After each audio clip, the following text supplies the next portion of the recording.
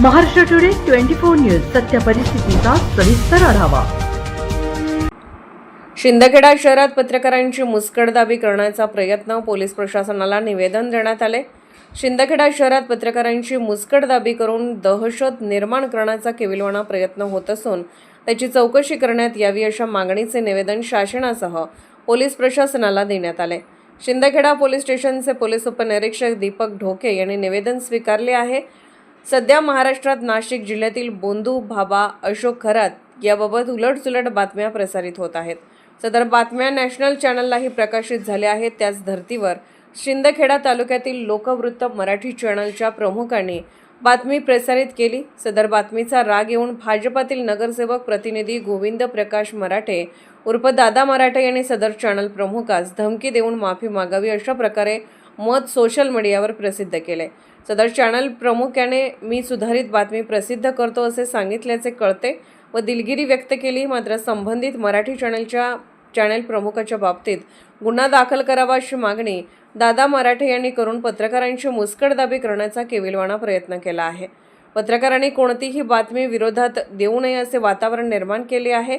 सदर प्रकरणी voice of media Sindkheda तालुका यांच्यातर्फे शासनाला व पोलीस प्रशासनाला निवेदन देण्यात आले असून याबाबत योग्य ती चौकशी करावी अशी मागणी करण्यात आली आहे।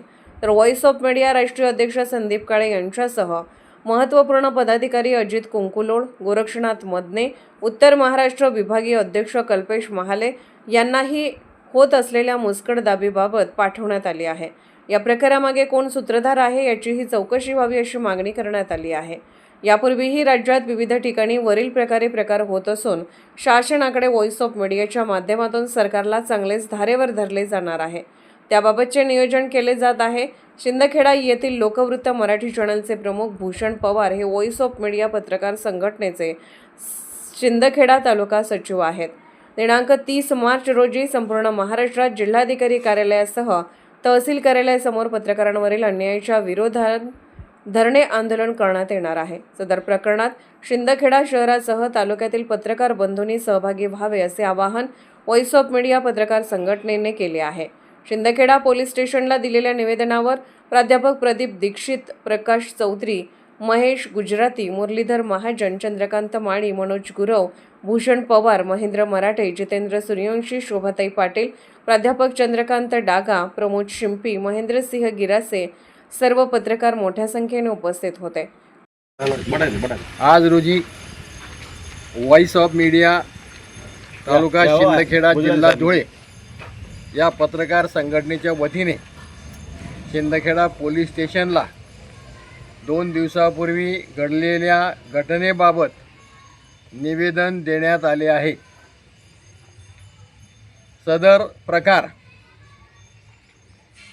ग्रुपवरती वेगवेगळ्या पद्धतीने जो सुरू होता, दमबाजी करणे, माफी मागायला भाग पाडणे आणि अशा प्रकारांमुळे समाजामधलं वातावरण खराब करण्याचा प्रयत्न शिंदखेड्यातील काही स्वतःला पुढारी समजणाऱ्यांनी या ठिकाणी केलेला आहे।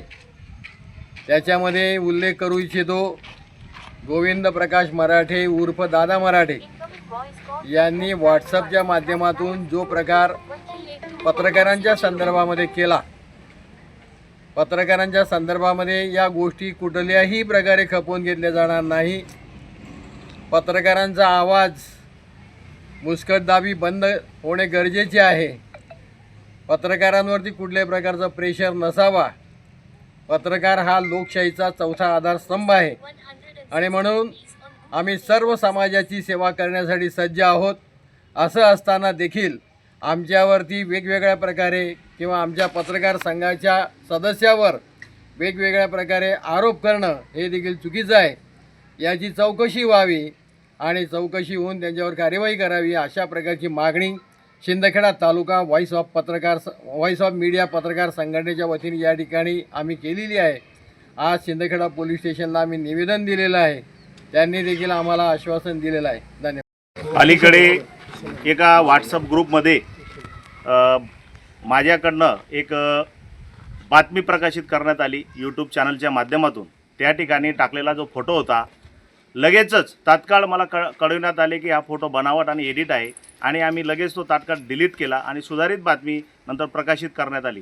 परंतु या गोष्टीचा राग येऊन दादा मराठे, गोविंद प्रकाश मराठे शिंदखेडा येथील स्वतःला पुढारी म्हणून मिरवत असतो, जयकुमार भाऊ रावल पालकमंत्री आपल्या धुळे जिल्ह्याचे यांच्या नावाचा गैरवापर करतो काही ठिकाणी आणि त्याचा हिस्ट्री शीटर माणूस आहे, त्याच्या अवैध काही ना काही धंदे त्याचे चालू आहेत, याकडेही त्याचे लक्ष असतं आणि तो काय करतो की जयकुमार भाऊ रावल यांच्या नावाची काठी बनवतो आणि तो पुढे चालतो आणि या शिंदखेडा शहरात तो स्वतःलाच आमदार म्हणून मिरवत असतो.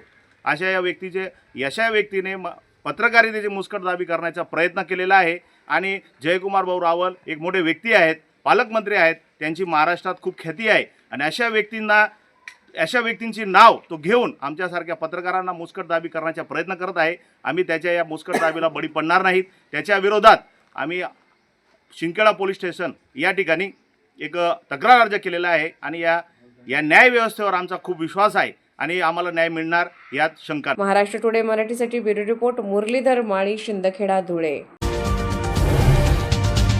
आजच महाराष्ट्र टुडे 24 न्यूजला सबस्क्राईब करा आणि सत्य परिस्थितीचा सविस्तर आढावा पहा.